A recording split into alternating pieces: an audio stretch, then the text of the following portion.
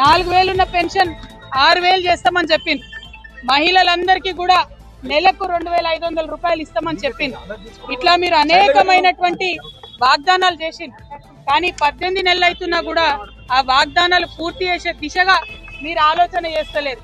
కాంగ్రెస్ ప్రభుత్వాన్ని వాళ్ళు నేను డిమాండ్ చేసేది ఒకటే, మేము ఇవాళ తెలంగాణ ప్రజలు, ముఖ్యంగా తెలంగాణ మహిళలు, సోనియా గాంధీ గారు గ్యారంటీ కార్డులు సంతకం పెట్టి ఇంటింటికి పంచిండ్రు, పేపర్లలో వేసిండ్రు, ఫ్రంట్ పేజీలలో అడ్వర్టైజ్మెంట్లు వేసిండ్రు.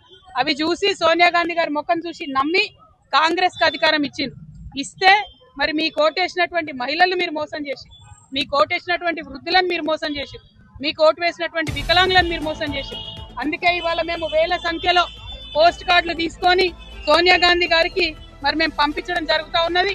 దీంట్లో మేము ఒకటే రాసినాం, అమ్మ సోనియమ్మ మీరు మీ రేవంత్ రెడ్డి గారిని, మీ ముఖ్యమంత్రిని ఆదేశించండి, తక్షణమే మాకు పెన్షన్లు ఇప్పించండి అని చెప్పి సోనియా గాంధీ గారికి రిక్వెస్ట్ చేసినాం. ఇంకా కూడా ప్రతి జిల్లా నుంచి, ప్రతి చోటి నుంచి కూడా పెద్ద ఎత్తున ఈ పోస్ట్ కార్డులు పంపుతామని కూడా మేము ఈ సందర్భంగా తెలియజేస్తున్నాం. ముఖ్యమంత్రి గారు తక్షణమే పెన్షన్లు విడుదల చేయాలని చెప్పి డిమాండ్ చేస్తా ఉన్నాం. జై తెలంగాణ.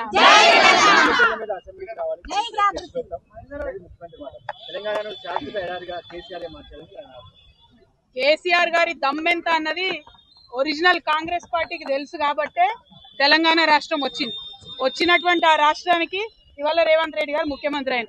అది మర్చిపోయి కేసీఆర్ గారు దమ్ముంటే ఇక్కడ రావాలి అక్కడ రావాలని రేవంత్ రెడ్డి గారు మాట్లాడడం చాలా బాధాకరం. హుందాగా ప్రవర్తించాలి ముఖ్యమంత్రి గారు. అదేవిధంగా తెలంగాణ ప్రజలందరికీ తెలుసు, కేసీఆర్ గారు ఆయన కళలో కూడా తెలంగాణకు నష్టం చేయడు. ఆ నీళ్లు కావచ్చు, నిధులు కావచ్చు, ఇంకోటి కావచ్చు, ఏదైనా కావచ్చు, ఏ విషయంలో అయినా కేసీఆర్ గారు కళలో కూడా తెలంగాణకు నష్టం చేయరు. ఆ విషయం తెలంగాణ ప్రజలకు తెలుసు. ఈ ముఖ్యమంత్రి గారు రేవంత్ రెడ్డి గారు వచ్చినాకనే చంద్రబాబు